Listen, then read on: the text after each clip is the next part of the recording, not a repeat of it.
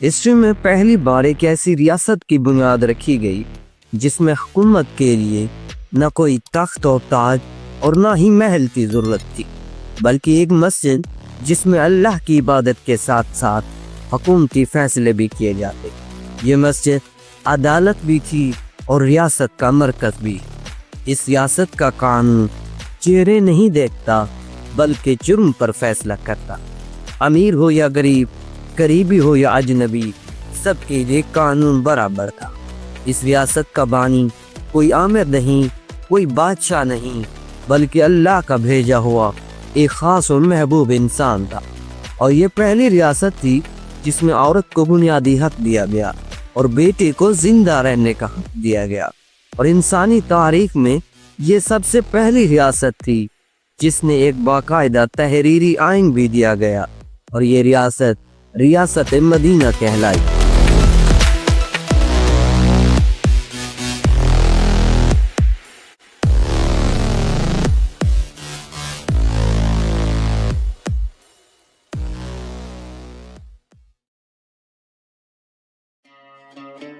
آج سے تقریباً 1447 سال پہلے کی بات ہے، جب رسول اللہ نے اللہ کے حکم پر اپنا آبائی شہر مکہ مکرمہ چھوڑ کر ایک نئے سفر پر روانہ ہوئے۔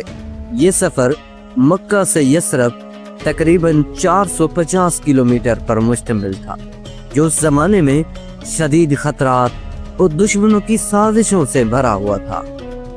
یہی ہجرت آگے چل کر ریاست مدینہ کی بنیاد بنی۔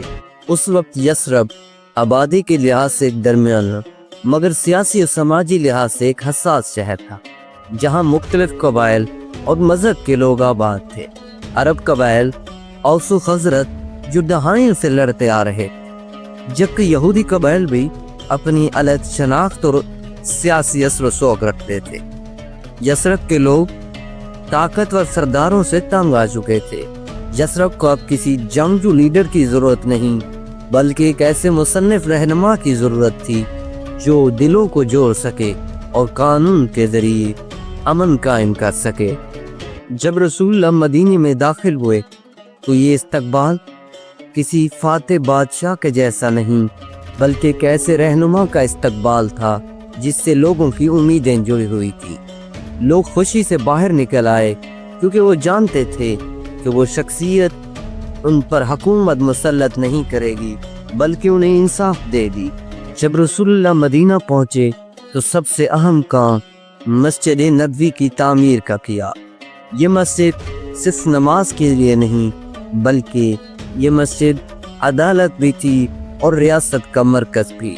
اس مسجد میں اللہ کی عبادت کے ساتھ ساتھ حکومتی فیصلے بھی زیر بحث آتے۔ ہجرت کے بعد مہاجرین کے پاس نہ گھر تھے اور نہ ہی مال و اسباب۔ یہ ایک بڑا سماجی مسئلہ تھا، مگر رسول اللہ نے اس مسئلے کو خزانے یا ٹیکس سے حل نہیں کیا، بلکہ مہاجرین اور انصار کے درمیان بھائی چارہ قائم کیا۔ یہ ایک اعلان نہیں تھا بلکہ ایک عملی نظام تھا جس میں کسی نے اپنا گھر بانٹا تو کسی نے اپنا کاروبار تو کسی نے اپنا مال تقسیم کیا۔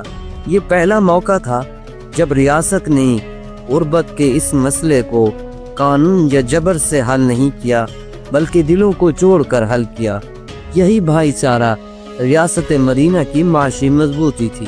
ریاست مدینہ صرف اخلاقی اصولوں پر قائم نہیں تھی بلکہ اسے ایک باقاعدہ تحریری آئین بھی دیا گیا جسے میثاق مدینہ کہا جاتا ہے، اور انسانی تاریخ میں یہ تحریری ریاستی دستور پہلی دفعہ نافذ کیا گیا تھا، جس میں واضح طور پر درج تھا کہ مسلم اور غیر مسلم سب اس کے شہری ہیں اور سب کی جان و مال کی حفاظت یکساں ہوگی اور مذہب میں آزادی ہوگی، اور اس شہر کی دفاع کی ذمہ داری سب پر برابر ہوگی۔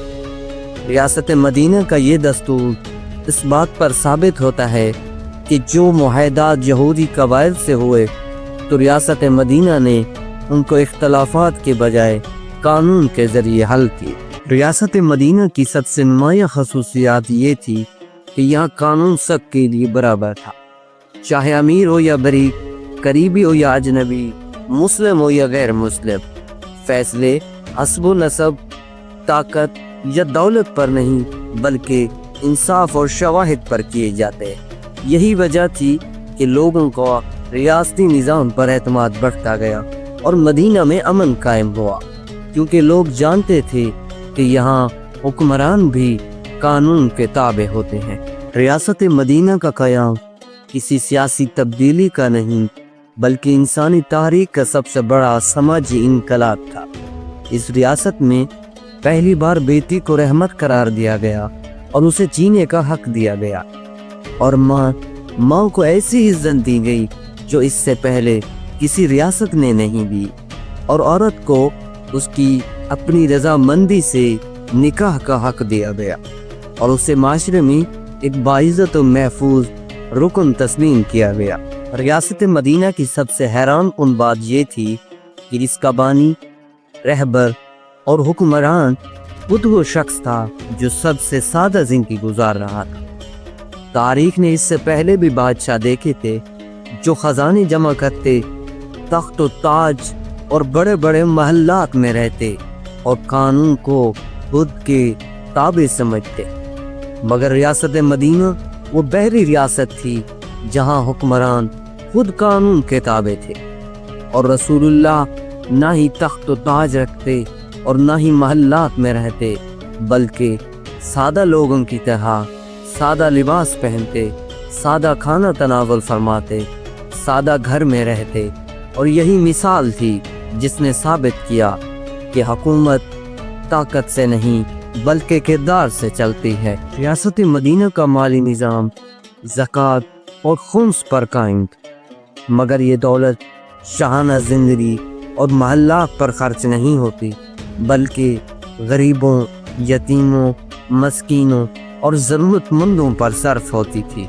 ریاست مدینہ ایک وقتی نظام نہیں تھا بلکہ ایک ایسا ماڈل ہے جس نے ثابت کیا کہ اگر قیادت دیانتدار ہو، قانون منصفانہ ہو، مقصد انسانیت کی بھلائی ہو تو ایک مثالی ریاست قائم کی جا سکتی ہے۔